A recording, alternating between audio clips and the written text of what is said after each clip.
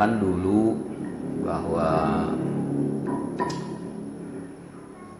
yang menjadi lawan ya, dan mereka yang menjadi kompetitor kaum muslimin yang dipimpin oleh Nabi Muhammad Sallallahu Alaihi Wasallam,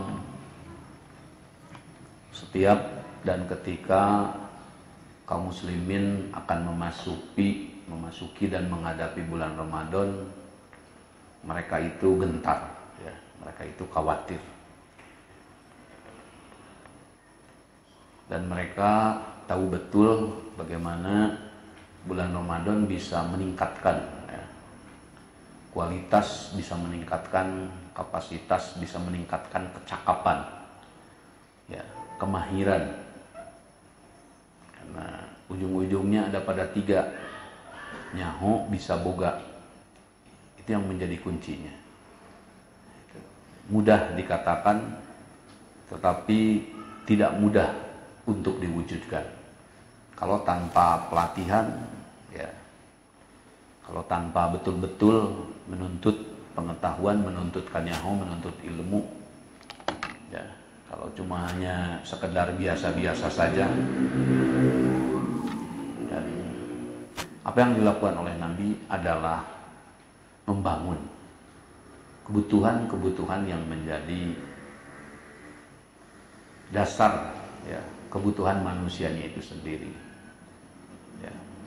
Jadi beliau tidak dimotivasi oleh kasus bahwa Islam itu adalah kebutuhan kita, sehingga nanti bertahap kebutuhannya ya, bukan pada banyaknya.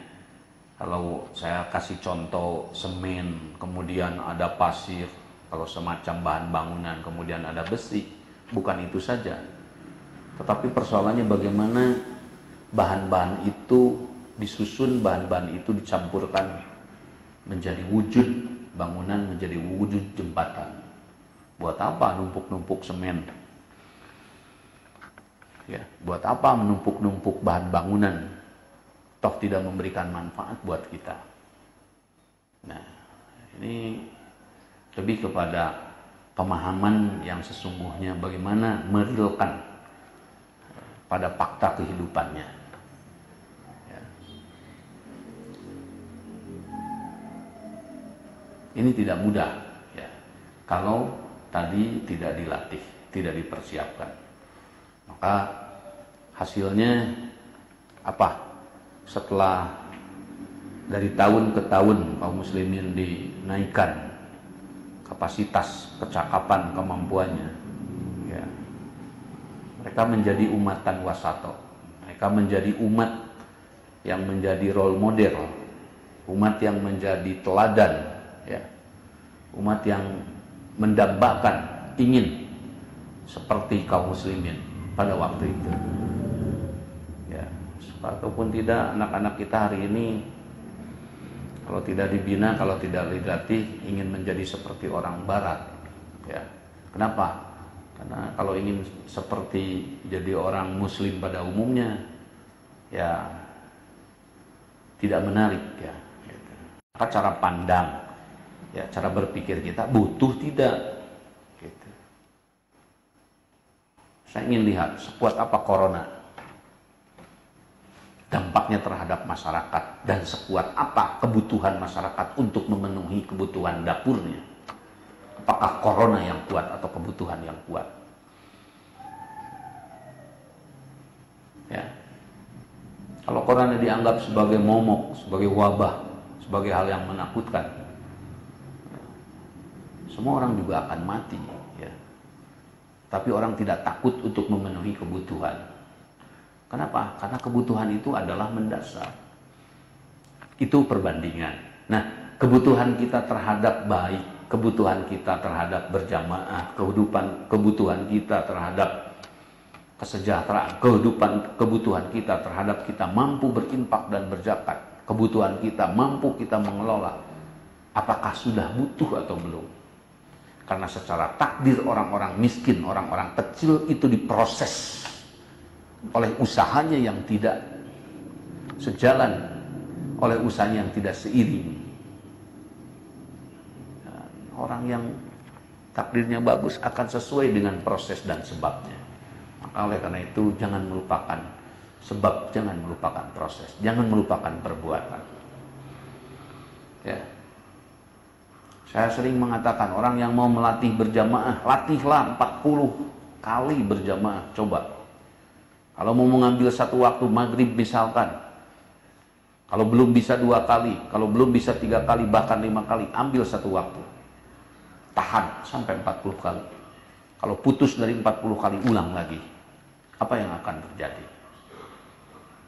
Apakah memang syariat-syariat seperti ini ya, memberatkan atau justru memberikan spirit dan semangat bagi kita untuk lebih mendekat, untuk lebih mengelola? Kalau kita merasa cinta dengan makhluknya, kita merasa senang dengan ciptanya, kenapa kita tidak merasa senang dengan sang penciptanya? Jauh lebih indah, jauh lebih hebat dekat dengan sang pencipta. Kenapa? Ya, samalah orang punya perusahaan besar, yang didekati kan orangnya. Ya, kalau sudah dekat dengan orangnya, kalau sudah dekat dengan pemiliknya, nah, ini ya. Jadi bagaimana setiap kita bisa mengambil ini sebagai wahana, sebagai medan untuk melatih, mumpung ada corona, ya. Orang-orang tidak terlalu berkeliaran, ya. Tapi juga harus bermanfaat. Diam dengan pembatasan, ya. Diam dengan pembatasan juga harus bermanfaat. Dapat apa, ya. Ujung-ujungnya tidak menjamin orang yang tidak kena corona kemudian mati. Ya. Maka nanti kalau terjadi, saya ingatkan lagi, kita, tetangga kita, saudara kita, orang tua kita, anak kita, istri kita, kalau terjadi, itulah proses untuk menuju kematian. Kalau apa terjadi? Innalillahi wa inna ilaihi raji'un. Sudah apa lagi? Sama saja. Ya. Tetapi dengan tetap waspada, bukan kita mencari penyakit dan mendekatinya. Ya. Sama dengan kita jalan di pinggir jalan, tidak boleh kita mendekati motor atau kendaraan yang sedang melaju kencang. Tetap saja kita harus berhati-hati. Kita pakai helm tidak menjamin helm itu tidak akan tertabrak atau tidak akan menabrak. Hanya itu sebagai jaga-jaga saja. Ya, hanya sebagai jaga-jaga saja. Dan ini harus dibentuk oleh tadi apa? Oleh tadi pengetahuan, ya. Tidak menjadi fobia, tidak menjadi ketakutan yang sangat sekali, ya. Ini pengaruh pengetahuan, ya. Tetapi sekali lagi bukan menantang, tetapi normal apa adanya. Ya. Oleh karena itu, ya bapak-bapak, ibu-ibu ini manfaatkan, ikuti programnya, ya. Sekali lagi ikuti programnya. Yang 300 ayatnya, taksimnya, ya, sahurnya, kemudian iftar, belajar bersedekah, ya. Itu ada hal-hal yang tadi menimbulkan dan menciptakan tadi kepercayaan diri, ya.